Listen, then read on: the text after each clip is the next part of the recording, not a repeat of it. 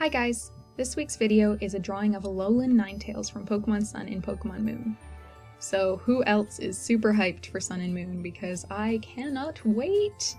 Oh my gosh, I haven't been thinking about anything else for the past few days, and I know by the time this video goes up it'll only be a day away until release, but the wait is killing me right now and I can't contain myself.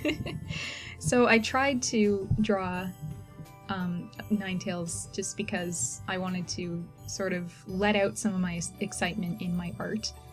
And yeah, I decided to draw an Alolan Pokemon, so that's what I did. I actually thought of a couple different Pokemon to draw, but I decided on Ninetales because she's queen. Look at her. I know Ninetales can be male as well, but it's a very beautiful, beautiful design, and I am really stoked that they decided to update Ninetales' design for the new games. Like, really good choice, really good new design. I love it. But yeah, on to talking about the actual process of the drawing. This is all done in pencil crayon or colored pencil on Strathmore Tone Tan paper.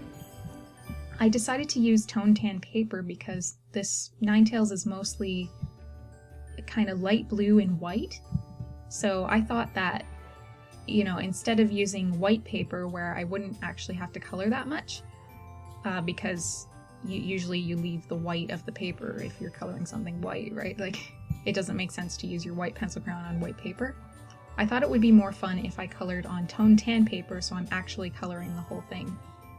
And I think the result is really nice. The colors really pop on this paper, and I really, really like the result. I've only used this paper a couple times, just once before for an actual completed drawing, so yeah, it was really interesting to see how it worked with my pencil crayons and just using the white as an actual color rather than just a blender or a highlighter like I do in my other pieces. It was interesting working with such a limited color palette because normally I use a lot more colors than this, but because my subject matter was really only 2 colors, I decided to keep it very simple and just use a range of blues and then the white.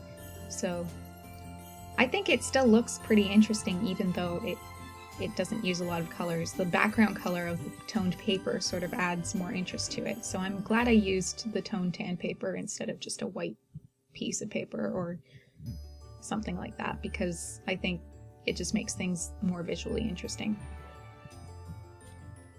So for those of you wondering what kind of pencil crayons or colored pencils I'm using a mixture of Laurentian Studio colored pencils and Prismacolor colored pencils. The Laurentian Studio ones I'm not sure if you can get anymore because I believe Laurentian went out of business, but for the most part Prismacolor are identical or just better in quality, so you're not missing out on much not having Laurentian Studio anymore.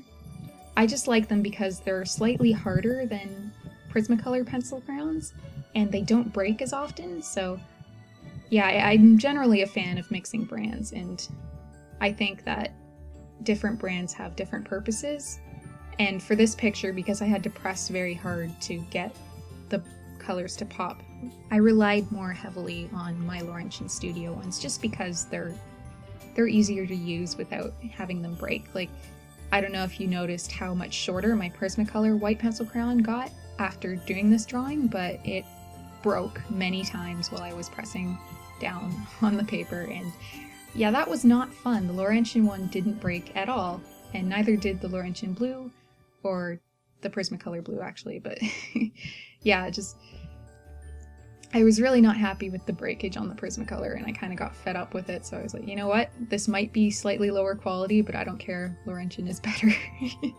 For this particular drawing, it's better.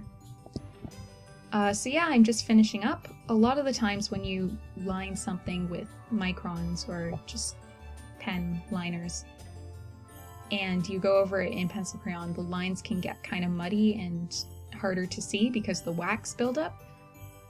So I just go over them with a black pencil crayon and they usually come back out. And I just decided to do a little border with white gel pen around the picture just because I wanted it to pop from the background even more. and a white gel pen shows up a little more easily than pencil crown.